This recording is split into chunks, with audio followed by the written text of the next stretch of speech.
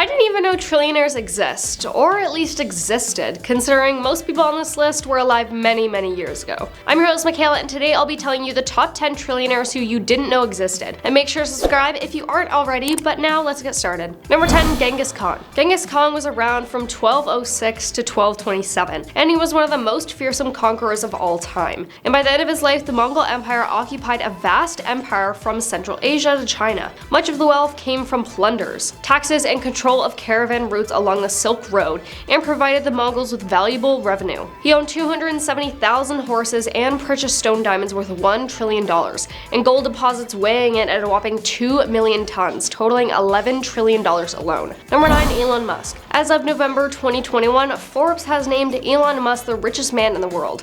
Musk has a net worth of $281.6 billion as of late 2021. However, it's highly likely he has a lot more now. But it's suggested that he is the next trillionaire. If he did become one right now, he would be in a club of one person, considering there are no living trillionaires right now. Elon Musk's fortune is tied to Tesla and SpaceX. No doubt he also invests wisely in stocks, cryptocurrency, and such. How else could he keep building his wealth? Besides the sale of his Tesla vehicles and accessories and parts, there must be more for him to be able to amass such a fortune. Number 8, Zhao Ziyang. Zhao Ziyang was the 6th emperor of the Song dynasty in China. His original personal name was Zhao Ziyang, but he changed it to Zhao Ziyang after his coronation. He reigned from 1067 until his passing in 1085. The enormous wealth came from technology, innovations, and efficient reform in collecting taxes. The Song dynasty was the first to use gunpowder and first to introduce paper money during the 11th century. The emperor supported the modern welfare state and the well-being of their citizens. When the emperor Shenzong did pass in 1085 at the age of 36 from an unspecified illness and was succeeded by his son, Zhao Ziyang. Number 7, Jeff Bezos. Before Elon Musk took the top spot for the richest man in the world, there was Jeff Bezos, who was slipped into second place in that category with about $201 billion.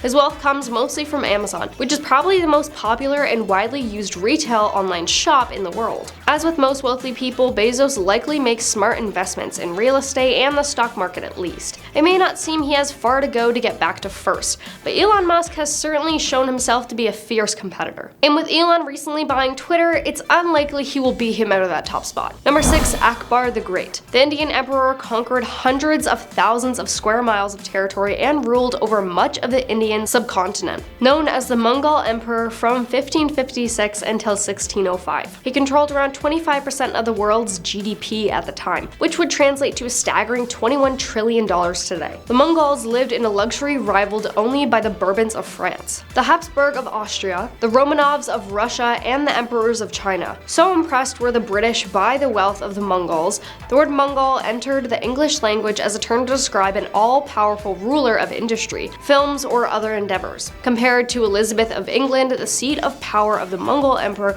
was the peacock throne. It had in its background an image of a peacock with an expanded tail, decorated in gold and precious stones. The gold divan surmounted by bejeweled peacocks was a symbol of Mongol power and wealth. During Akbar's period, military innovations in cannons, fortifications, and the use of elephants were introduced. Number 5, Mansa Musa. Mansa Musa was the emperor and sultan of the Malian Empire, consisting of territory formerly belonging to the Ghana Empire in present-day southern Mauritania and in Mali and the immediate surrounding areas. His lands had vast gold deposits during his reign. Gold was in substantial demand, and Mali may have been the largest producer of gold in the world, bringing him immeasurable wealth. The story of Musa's gold pilgrimage has been told for ages. Musa embarked on a pilgrimage to Mecca between 1324 and 1325, taking with him 60,000 men, all wearing brocade and Parisian silk, 12,000 slaves, who each carried 1.8 kilograms or 4 pounds of gold bars, and heralds dressed in silks, who bore gold staffs, organized horses and handled bags, and 80 camels, which each carried 23 to 136 kilograms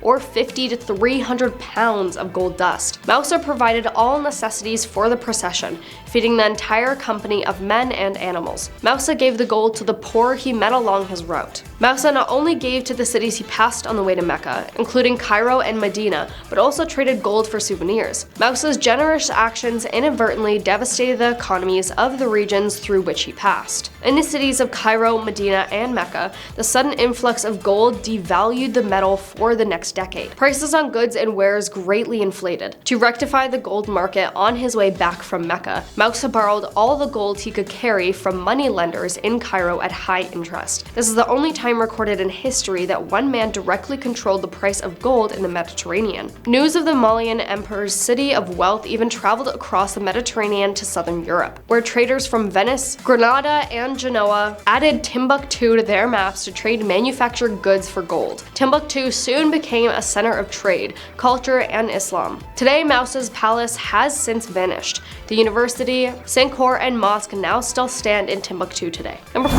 Amenhotep III. He was around from 1388 to 1351 BC, and during the 18th dynasty, Egypt was a global superpower both in military and trade. His reign was a period of unprecedented prosperity and artistic splendor, when Egypt reached the peak of its artistic and international power. Amenhotep was lucky. During his reign, there were no wars, and Egypt's weapon trade was at an all-time high. He kept all money inside the family, so when his mother, who controlled most of the wealth, passed, he became head of the family. This gave him literally all land in Egypt, giving him a total wealth of $4 to $6 trillion. Number 3. King Solomon. King Solomon's riches came from taxation, trade, and tributes, and was around from 970 to 931 BCE. According to the Bible, King Solomon during his rule is said to have received 25 tons of gold for each of the 39 years of his reign. In a single year, according to 1 Kings 10:14, Solomon collected tribute accounting to 666 talents, which is 18,125 kilograms of gold. Solomon is described as surrounding himself with all the luxuries and the grandeur of an Eastern monarch, and his government prospered. The Hebrew Bible credits him as the builder of the first temple in Jerusalem, using the vast wealth he and his father had accumulated. He dedicated King Solomon's temple to Yahweh, the God of Israel. Number 2. Bill Gates. Bill Gates is a big name across the globe as the founder of Microsoft and the Bill and Melinda Gates Foundation. His net worth comes in at around $137.9 billion, which is a far cry from being a trillionaire. Currently, Gates is undergoing some potentially negative press related to his divorce from Melinda Gates.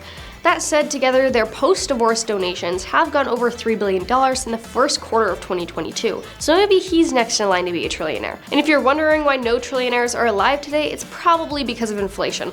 Also, a little fun fact, cause why not, a trillionaire could give every person on Earth $140. Number 1. Augustus Caesar. The Roman emperor was around from 63 BC to 14 AD, and controlled vast stretches of land throughout the Roman Empire, controlling many states. His personal fortune was equivalent to 20% of the entire empire's economy. Caesar's wealth peaked when he owned Egypt as part of his personal private property. During his period, Egypt contributed 25 to 30% of GDP and had some of the best agricultural land. But that is all. Thanks for watching, and I will see you next time.